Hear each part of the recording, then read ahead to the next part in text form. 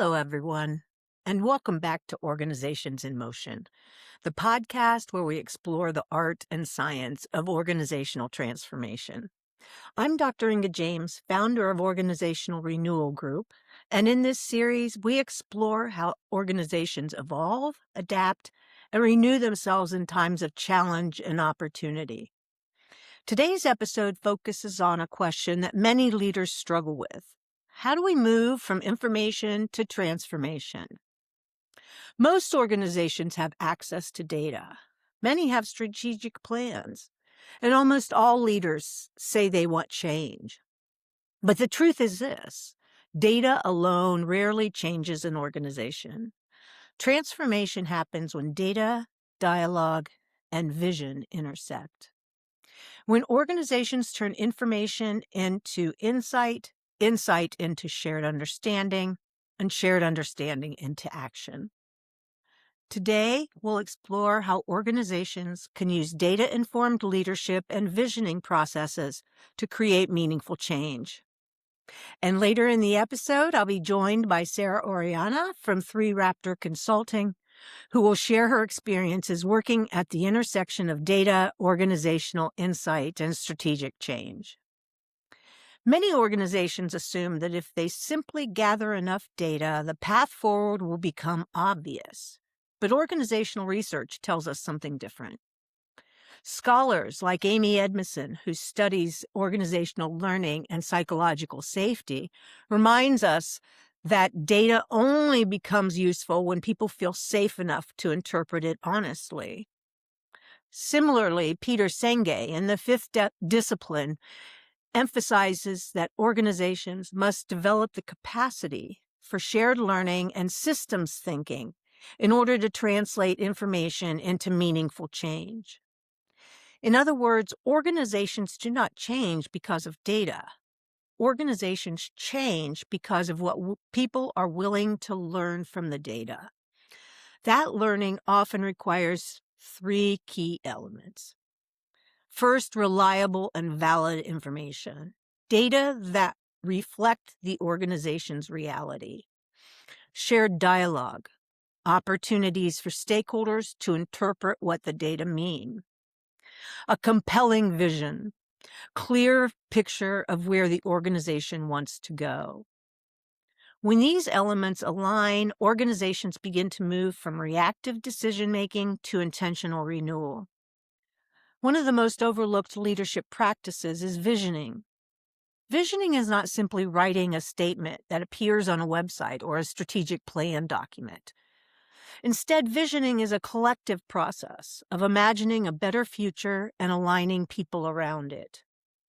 Leadership scholar John Kotter, known for his work on organizational change, emphasizes that a compelling vision is essential because it helps people understand why change matters. Without a clear vision, organizations often fall into one of 2 traps. They either analyze endlessly or react impulsively to short-term pressures. A strong vision provides a North Star. It gives meaning to the data organizations collect and helps leaders make decisions that move the organization forward rather than simply maintaining the status quo. But visioning is the most powerful when it is grounded in evidence and experience. And that brings us to today's guest. I'm delighted to welcome Sarah Oriano, a nonprofit strategist, grant writer, and founder of 3 Raptor Consulting. With more than 18 years of experience, Sarah has helped organizations secure over $25 million in funding by combining data-driven program design with powerful storytelling. She also hosts The Route to Success, a podcast that explores leadership, resilience, and the real journeys behind building meaningful work. Through her consulting, writing, and mentoring, Sarah helps nonprofit leaders and entrepreneurs transform big ideas into sustainable, mission-driven impact. Thank you for having me. I'm excited to talk about data. Yeah, let's go. Many organizations collect enormous amounts of data, but they often struggle to translate that information into meaningful change. From your perspective, what is the biggest barrier between data collection and organizational action? A lack of clarity and focus. I think people think the more data you have, the better, when in truth, a simple, practical approach is much more effective. And so I think before you begin to collect data, you need to ask, what is it that you're trying to accomplish? What is it that you need to learn from the data? What data are you looking for? And then once you define the kind of data you're looking for, only collect and analyze that data. And I think too, what a lot of people think is more is better as far as years. If you look into what scientists use, and I always say, when you don't know what to do, fall back on what science does. You only need 5 years worth of data, right? You don't need tons and tons of data. And so getting a clear perspective of exactly what it is you're measuring, what data will accomplish that measurement, and then focusing on a clear, practical way to share that, that's going to provide you with what you need. Great. Thank you. When leaders look at organizational data, Sarah, whether it's program outcomes, financial information, workforce metrics, what helps them move from simply observing the data to actually learning from it? Well, I don't think data is really going to show you anything or teach you anything if you don't have goals that are tied to that data, right? Because if you're just looking at tons of data, data can tell you a million and two stories. You have to be ready to ask the data. And this is where I think people falter and might even think it sounds a little odd, but you have to have a conversation with that data. So once you have goals, once you know what it is you're looking to learn from that data is going to speak to you and show you what to learn. And so without goals, without short term plans, you can have all the data in the world. You can tell a bazillion stories, but you're never going to get the story that you're looking for. And so, again, I think it's that very focused, practical approach that's really going to give leaders that insight that they're looking for. Wonderful. In your experience, how does organizational culture influence whether data becomes a tool for improvement versus something people avoid or fear? So, organizational culture is everything. And I don't think, even in 2026, we give it enough credit for what it means and what the way it impacts an organization. So, if your organizational culture is off in any sense or any form, if it's toxic, the data is going to reflect that. But here's what I have found in an organizational culture where people are guarded, where information is not shared freely, where information is treated as a commodity, you have fear. And wherever you have fear, the data is going to show that and it's not going to give the true picture. And people are also going to be afraid to report what actually happens because they're going to wonder how that data is going to impact them personally and their job and their security and be linked to their performance. And when you have an organizational culture where failure is acceptable, where you understand that not every program goal is going to be met every time, and it's because of outside forces that you can't control. And when you can openly discuss those and talk about those, the people aren't going to be afraid to report the actual data. They're not going to inflate, they're not going to make it look better. They're going to give you the raw, pure data that you need in order to actually see what's going on within the organization. So before you even look or think about starting to collect that data, you have to do that internal assessment of your organizational culture. And once you have a healthy culture, then the data is truly going to come through and show you the real picture. Yeah, it's that healthy culture that is the optimal words, right? Right. Right. I was thinking of it like yogurt, right? You got to have those healthy cultures and yogurt to make it right. That's how your organization is.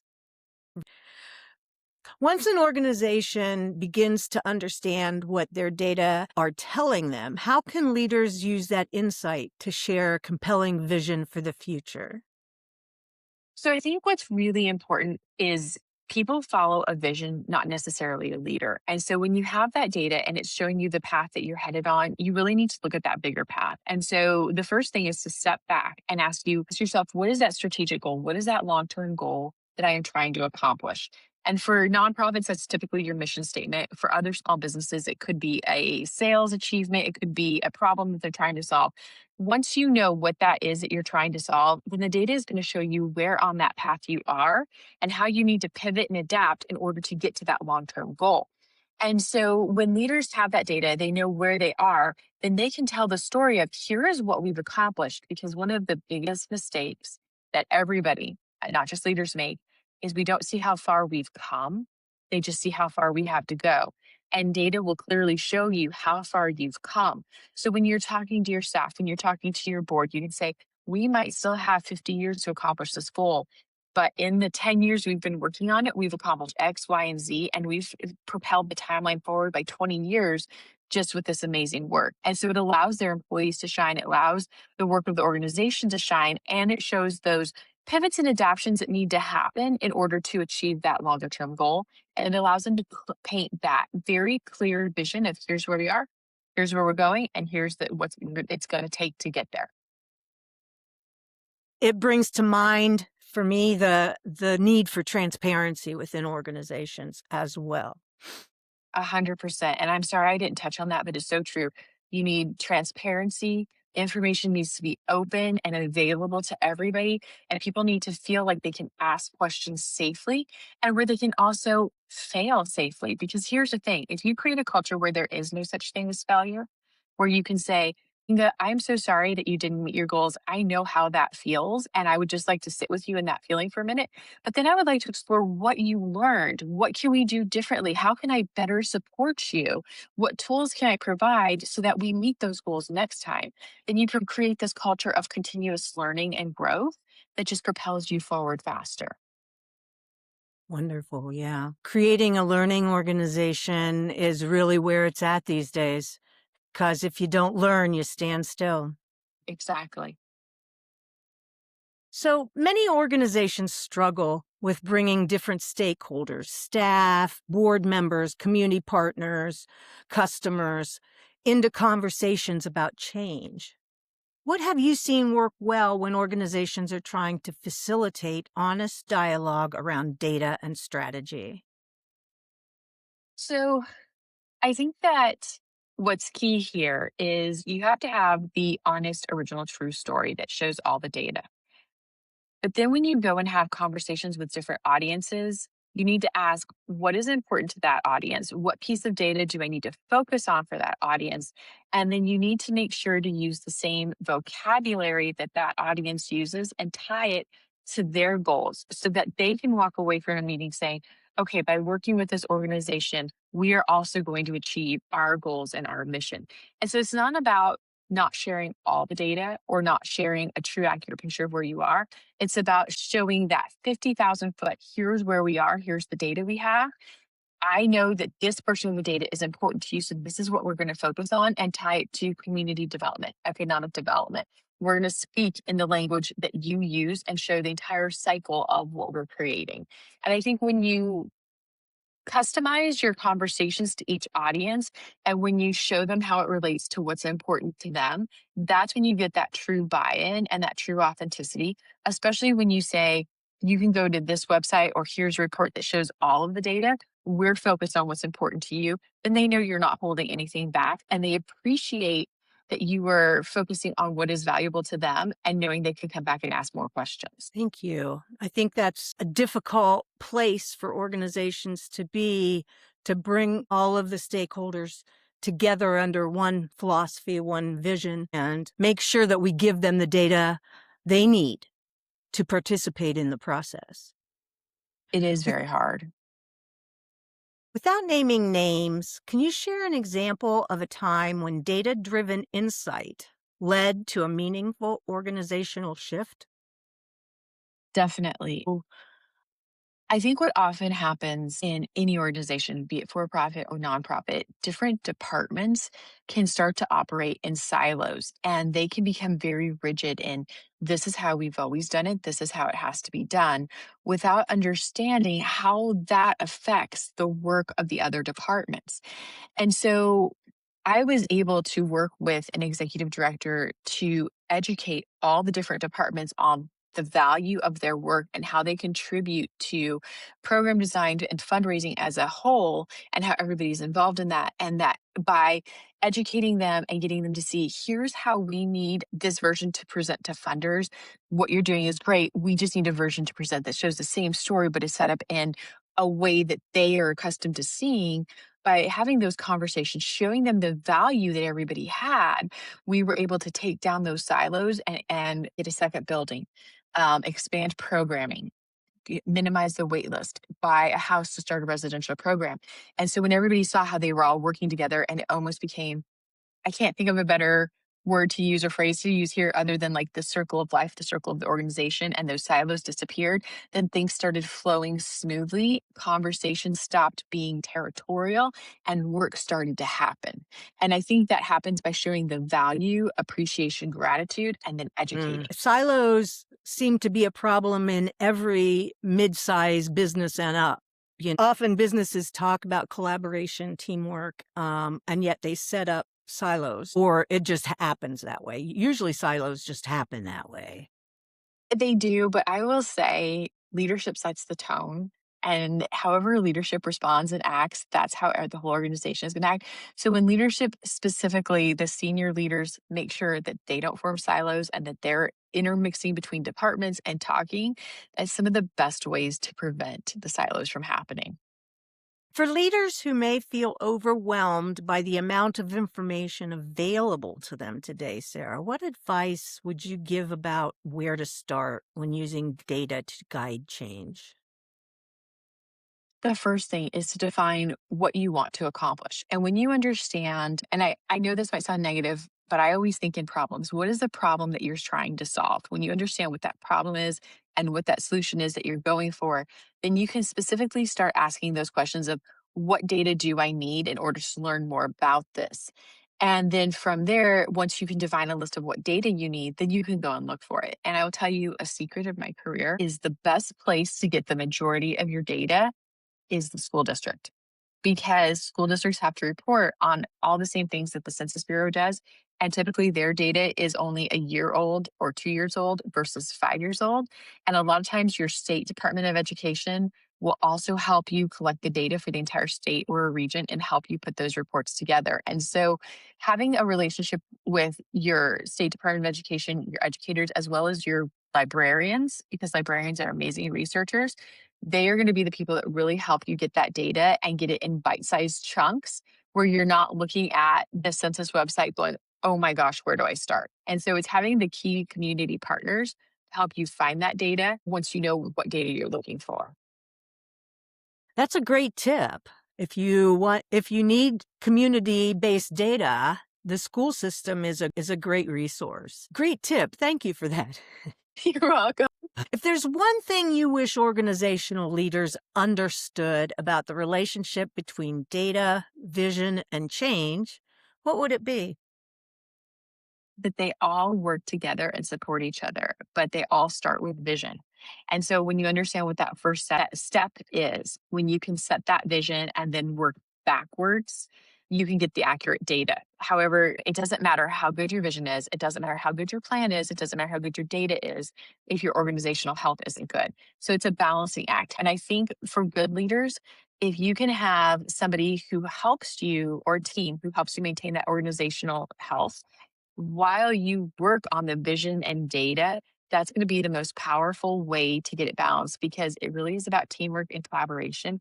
And you also have to remember leaders are going to get the watered down best version. If you want to know what's really going on, you need to talk to maintenance, to the career ladies, to the water cooler people, because those are the people who know what's really going on within the organization so that you can get it healthy, keep it healthy, and get everybody on the same page.